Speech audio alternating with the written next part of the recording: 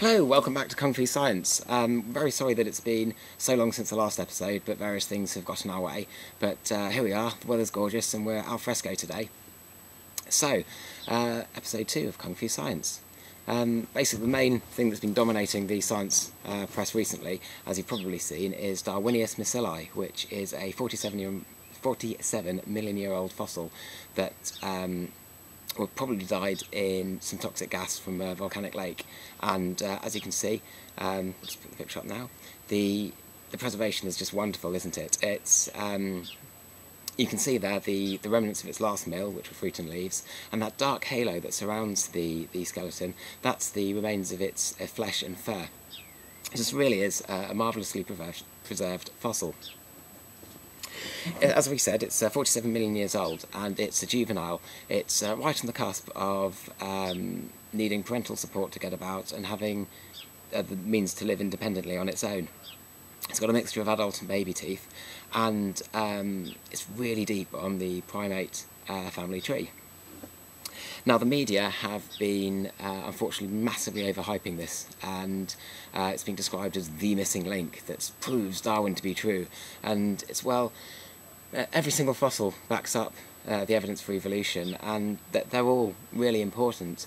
Obviously, being humans, we're quite interested in our own evolution, but this fossil goes very far back into time. It's 47 million years old. The dinosaurs hadn't even been 20 million years dead, and I don't know if you've read The Ancestor's Tale by Richard Dawkins. It's a really good book, and in it Dawkins starts with Homo sapiens, and he walks back along the lines of the Canterbury Tales, in that at each of our common ancestors, which he calls concestors, we sort of meet up with those. So our most closest relation is the chimpanzee, so we sort of walk back there and meet our common ancestor with the chimpanzees, and then go back to gorillas and so on and so forth, all the way back to the beginning of life.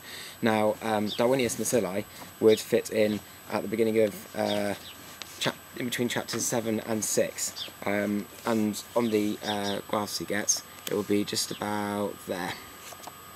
And it's really important, but it's not something that's going to do all the things that the media have claimed. That said, we don't want to sort of lessen the impact of this. Other things that should be mentioned is that some scientists have been a bit critical of the paper. I've pinned a link from a nice blogger up there for you to read, and that's another thing to remember with science, is that when new papers, new ideas, new discoveries come out, scientists will put them forward, and then that's the joy of science, is that it's out there for the public to see, to read, to replicate the results, or to have their own opinion on how things were analysed. And in this case, there seem to be a few criticisms of the phylogenetic analysis, and again, if you hear that it's being criticised, that doesn't lessen the impact of this fossil. It just basically means that it's been taken seriously by the scientists, and they're putting their own take on it. And eventually, as with all of things, it sort of moves on when a common consensus is found, when everything matches up.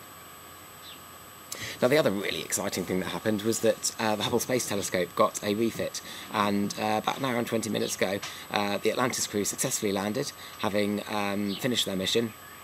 And so they're back down now on terra firma and not floating up in space anymore.